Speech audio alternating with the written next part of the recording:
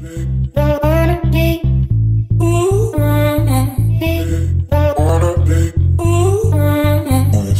will study chapter 2 of grade 10th, acid, base and salt.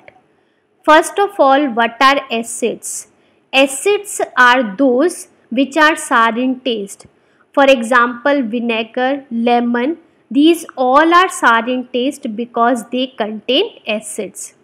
Next is, if we will test with the blue litmus paper, it can turn blue litmus to red, while there is no change on the red litmus paper.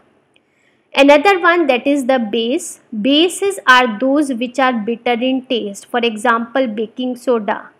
What it can do, it can turn red litmus to blue and there will be no effect on the blue litmus paper.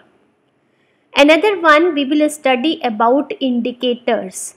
Indicators are those which are used to test whether the substance is acidic or basic.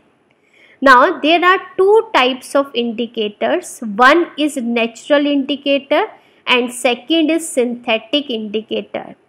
Natural indicators are those which occurs naturally and synthetic indicators are those which are prepared by men.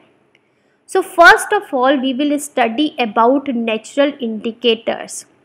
In natural indicators, the first example is litmus solution. There are two types of litmus solution. One is red litmus solution and second is blue litmus solution. And these solutions are used to test whether the substance is acidic or basic. Another one is turmeric. Turmeric is also used to test either the substance is acidic or basic. If a stain of curry falls on a white cloth, it becomes reddish brown when it is rubbed with the soap because the soap nature is basic. So it gives reddish brown color with the base, but there is no change in color with the acids. Now, the another one is synthetic indicators. Synthetic indicators are examples of the synthetic indicators are methyl orange and phenolphthalein. Now we will study the different types of the acid. We will study the testing of acid and base with the different indicators. First of all, we will take the different types of solution. First example, like HCl, hydrochloric acid. Second is NaOH, that is sodium hydroxide. Third is CH3COOH, that is acetic acid. NH4OH, that is ammonium hydroxide. And the another one H2SO4, that is sulfuric acid. Now, if we will test these solution with the red litmus paper, there will be no change in the red litmus paper when we will pour acids on it. But the base will change to which color? The red litmus will change to blue color. For example, like HCl, it is an acid, that's why there is no change on the red litmus paper. NaOH, it is base, that's why it becomes blue. Acetic acid, it is acid, that's why there is no effect on the red litmus paper. Ammonium hydroxide, it is a base, that's why it becomes blue. Sulfuric acid, there is no change because it is acid. It means that there is no change in the color of red litmus paper when we will pour acid on it, while the red litmus solution will turn to blue when we will pour base on it. Now, another one we will study for the blue litmus solution. Acid can turn blue litmus to red. So whatever acids are there, these all acids will convert blue litmus to red, while the base for the base there will be no change on the blue litmus paper. Now for the phenolphthalein, what is the color of phenolphthalein? Phenolphthalein is colorless and If the phenolphthalein is tested with the acid, there will be no change in the color. But if the phenolphthalein is tested with the base, the color will change to pink. So for all the acids that is mentioned colorless, and for the base what is the color mentioned, that is pink. Now another one, that is the methyl orange. The color of methyl orange is orange. With the acids it gives a red color, and with the base it gives a yellow color. So wherever acids are there, like for example HCl, CH3COOH and H2SO4, red color is mentioned, and for the base like sodium hydroxide and ammonium hydroxide, yellow color is mentioned. Now the next one we will study about olfactory indicators.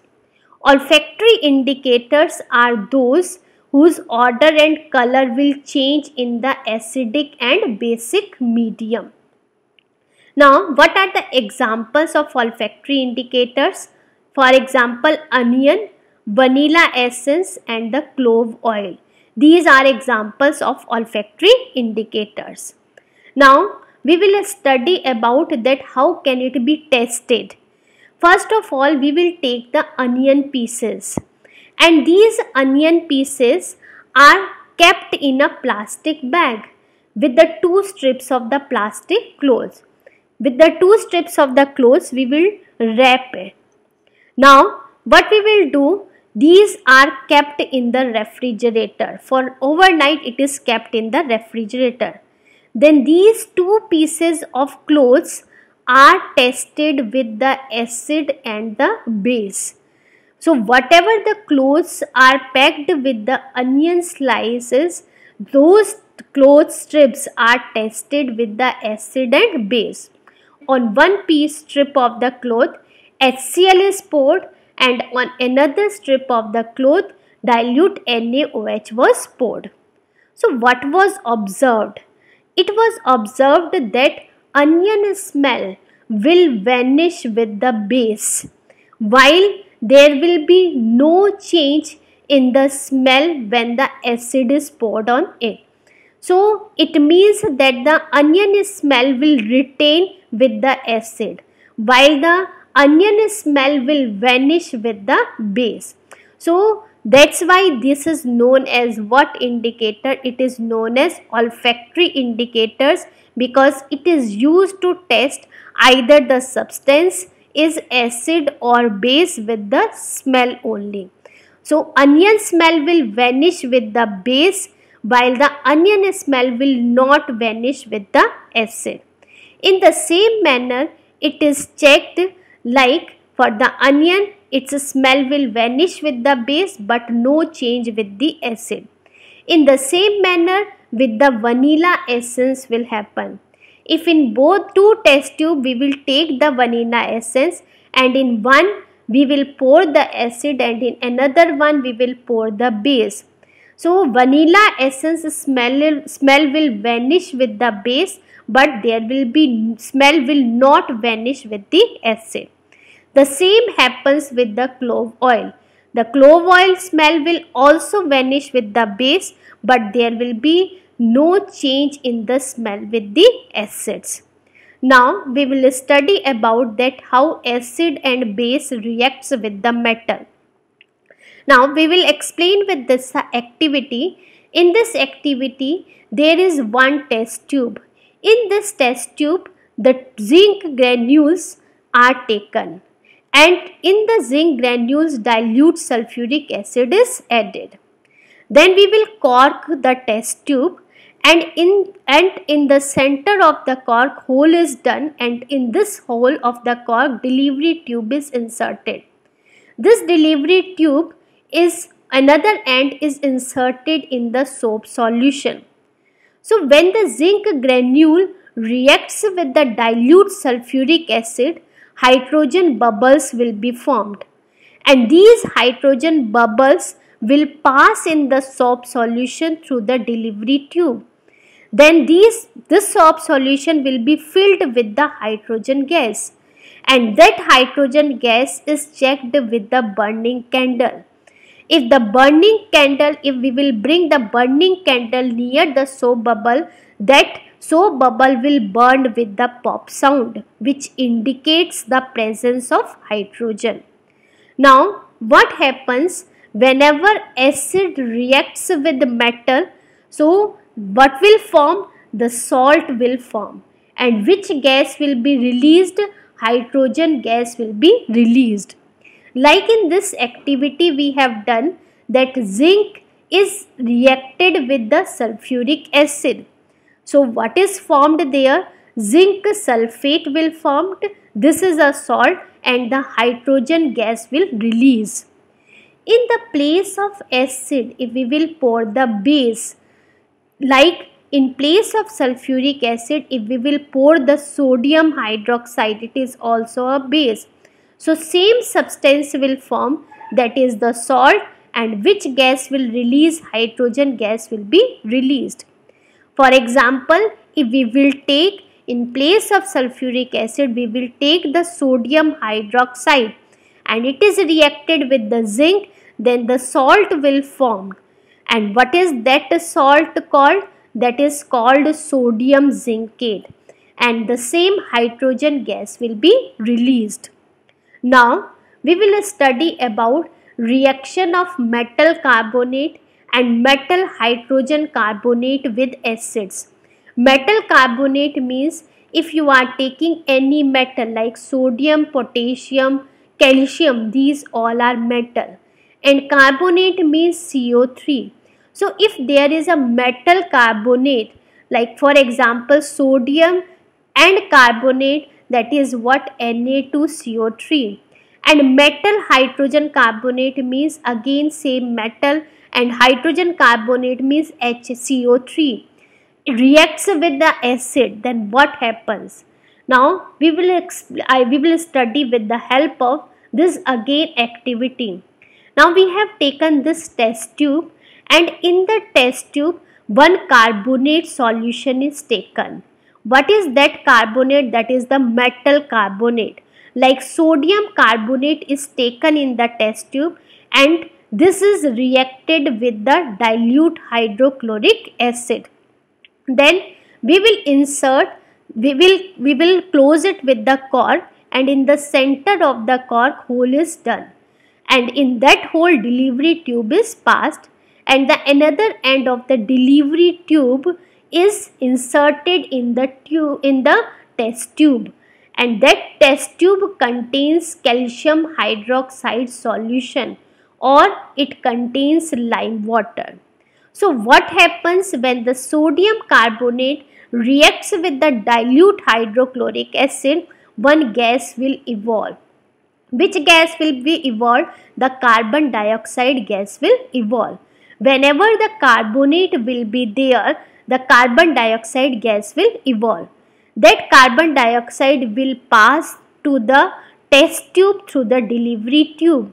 And then what happens? Then this is observed that this test tube which was containing the lime water, that lime water turns milky because of the formation of the carbon dioxide gas. This lime water turns milky. Now what happens? According to the activity, the sodium carbonate was taken in the test tube and hydrochloric acid was added in that. Then what will be produced? The sodium chloride, water and carbon dioxide gas will be produced. Whenever the carbonate is reacting with the acid, carbon dioxide gas will be produced.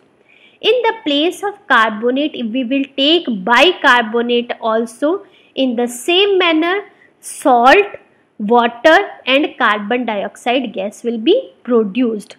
Now this carbon dioxide gas will be passed through the lime water, then the lime water will turn milky.